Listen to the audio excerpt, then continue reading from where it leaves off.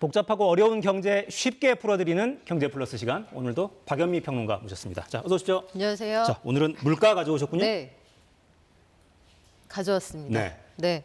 3월 물가부터 말씀을 드릴까요? 4.2%, 1년 전 같은 달하고 비교해서 4.2% 올랐는데 이게 여전히 4%대이긴 하지만 1년 사이에 오름폭은 가장 낮은 숫자입니다. 오름폭이 낮아졌다. 네, 오름폭이 낮아졌습니다. 지난 2월에는 4.8이었으니까 한 달 사이에 비교를 해도 0.6%포인트 낮아졌잖아요.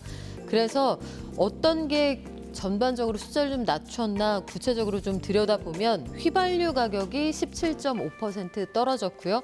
경유 가격도 15% 떨어졌습니다. 농축수산은 약간 올랐는데 전체적으로 기름값이 소비자 물가 상승률을 좀 낮췄다 이렇게 볼 수 있습니다. 네, 농축수산물 많이 올랐고 전기, 가스, 수도 이건 보십시오. 뭐 엄청나게 올랐어요. 자, 물가 상승률은 좀 주춤했다는데 네. 사실 체감은 잘 안 돼요. 그렇죠. 왜 그럴까요? 체감이 안 되는 이유는 일단 여기에 들어가는 품목이 굉장히 많은데 내가 자주 사거나 자주 지불하게 되는 비용이 내려가지 않으면 전체 평균이 내려간다고 해도 이게 체감이 안 되시는 네. 거예요. 예컨대 달걀 값이 굉장히 많이 올랐다. 그런데 나는 하루에 한 개씩 계란 후라이 무조건 먹어야 된다. 이런 분들은 무슨 물가가 떨어져 이렇게 느끼실 거 아니에요. 그렇죠. 그리고 이게 숫자 안에서 좀 정밀하게 들여다볼 부분이 있는데요. 앞서 말씀드린 4.2% 올랐습니다라고 말씀을 드렸는데 그 농산물하고 석유류는 계절이나 수급에 따라서 가격이 급등락하기 때문에 요걸 빼고 보는 근원 물가라는 게 있어요. 그런데 근원 물가가 이게 숫자가 4.8로 나왔습니다. 이게 무슨 얘기냐면 소비자 물가 상승률에서 가격 급등락이 큰 품목을 제외하고 보면 오히려 기조적인 물가 오름세는 더 높아졌다.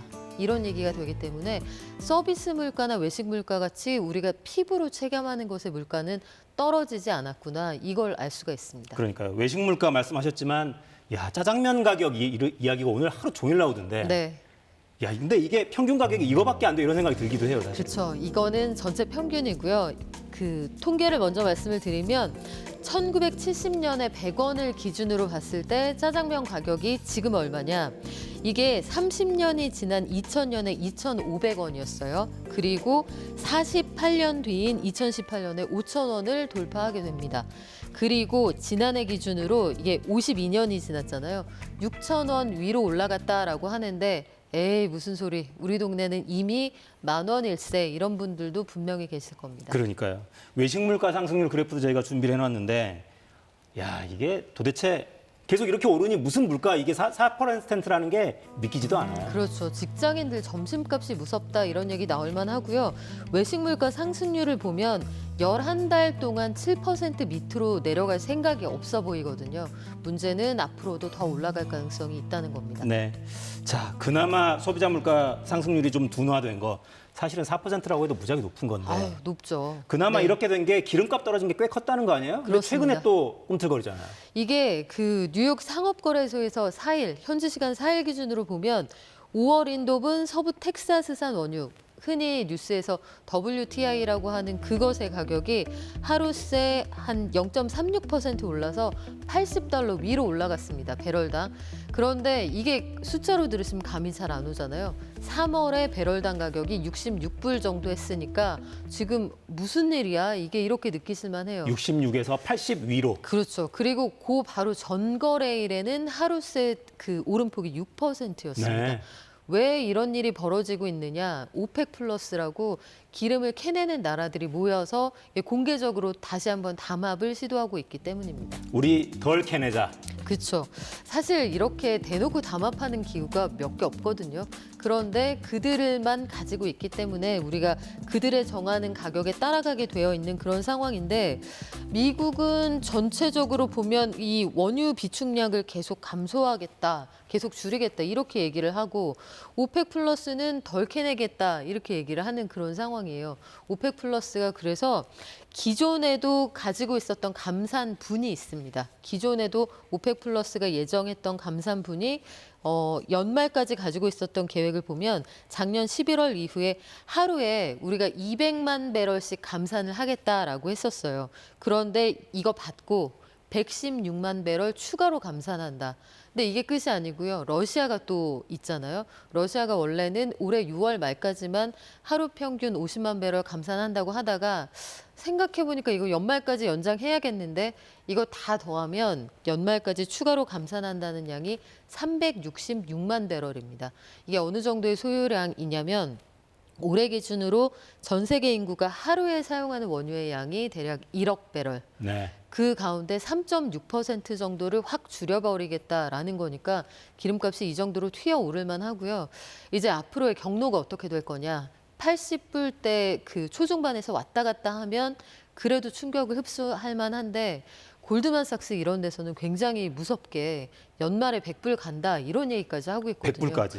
그래서 만약에 기름값이 많이 오른다라고 하면 그동안 우리 긴축하면서 그 그려놨던 스케줄 있죠. 다 엉망진창이 될 수도 있습니다. 그러니까 물가 잡겠다고 금리 올려서 이렇게 우리가 힘들게 가고 있는데. 그러니까요. 이제 끝나가는데. 그러니까요. 기름값이 여기에 또 불을 붙이면 이거 어떻게 흘러가는 겁니까, 그럼? 그래서 아마 그 중간에 흉금을 터놓고 대화를 하지 않겠느냐. 이거는 다분히 기대가 섞여 있는 전망인데 사우디하고 미국이 원래 절친이었거든요. 그랬었죠. 근데 최근에 사이가 급격히 나빠졌고 그 둘의 틈을 중국이 비집고 들어가고 있습니다.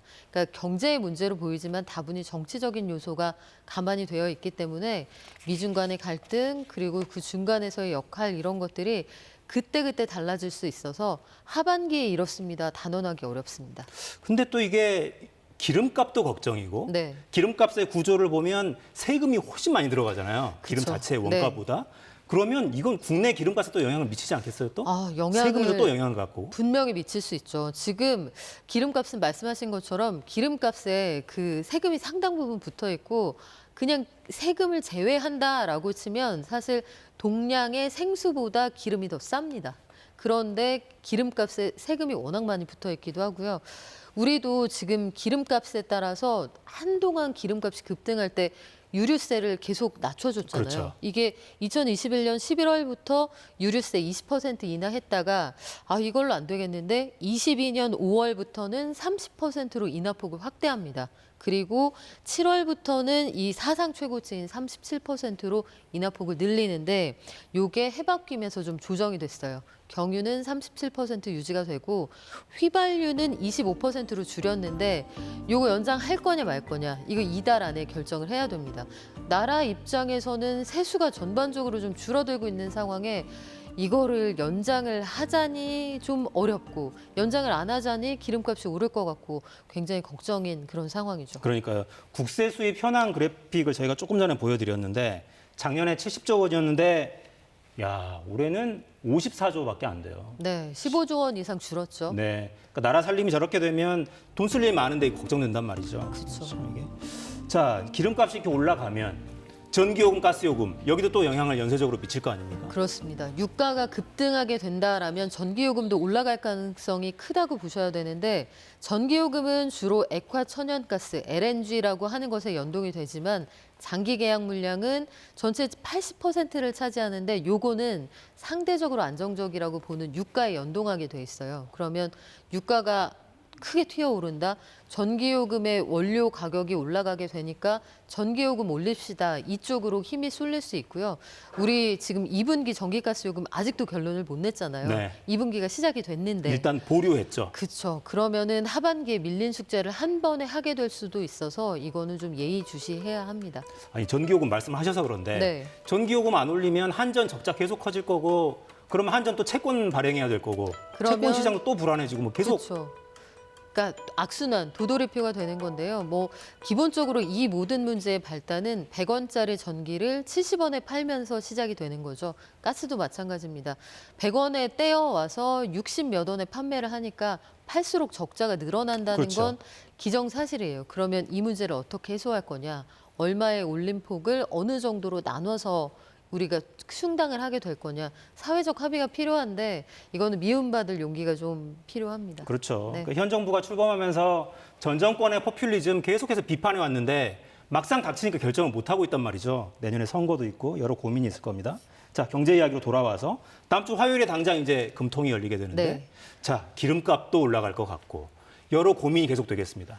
고민이 되죠. 정말 고려할 게 많고 변수가 너무 많은데요. 이렇게 되면 이렇게 됩니다. 이런 말씀을 너무 많이 드리게 되잖아요. 그럼에도 불구하고 저는 이번에는 역시 다시 한번 동결할 가능성이 크다고 보고 다시 있습니다. 동결할 거다. 왜냐하면 지난번 회의에서 2월 금통위 마치고 이창용 한은 총재가 이런 말을 했거든요. 안개가 가득해서 어느 방향으로 갈지 모르면 차를 일단 세우고 이 안개가 사라질 때까지 좀 기다리는 게 맞다. 그런데 그때 이후에 안개가 거쳤나요? 안개는 더 자욱해지고 심지어 미국도 향방을 가늠하기 어려운 상황이잖아요. 이럴 때 우리가 선제적으로 움직인다. 저는 다소 용감해 보여서 이번에는 또 금통위원 2명이 임기 만료를 앞두고 있습니다. 4월 20일까지 임기가 끝나는 분들이 있어서 이런 것들을 두루 고려하면 한번 쉬어간다. 조심스럽게 생각하고 있습니다. 금통위가 차를 돌려서 방향을 바꾸는 시점을 예측하기는 너무 좀 위험하고 그럴 조건은 뭐가 있을까요? 그럴 만한 조건은 그 가장 중요한 건 역시 물가인데요. 1월에 물가가 5.2% 올랐단 네. 말이에요. 1월에 5점이라는 숫자를 보고도 금리를 동결했는데 4.2면 그때하고 1%포인트 차이가 나잖아요. 4.2라는 소비자 물가를 보고 금리를 올린다? 좀 이상하거든요. 그리고 불확실성은 점점 더 커지고 있는 상황이고 한번 지켜보지 않을까요? 네. 네. 차를 돌리는 것까지는 아직은 모르겠고 아마 차를 세우고 안개가 거치기를 좀 더 기다릴 것이다. 자, 박영미 평론가였습니다. 고맙습니다. 네, 저희가 오늘 준비한 내용은 여기까지입니다. 내일 돌아오겠습니다. 4시엔 사사건건.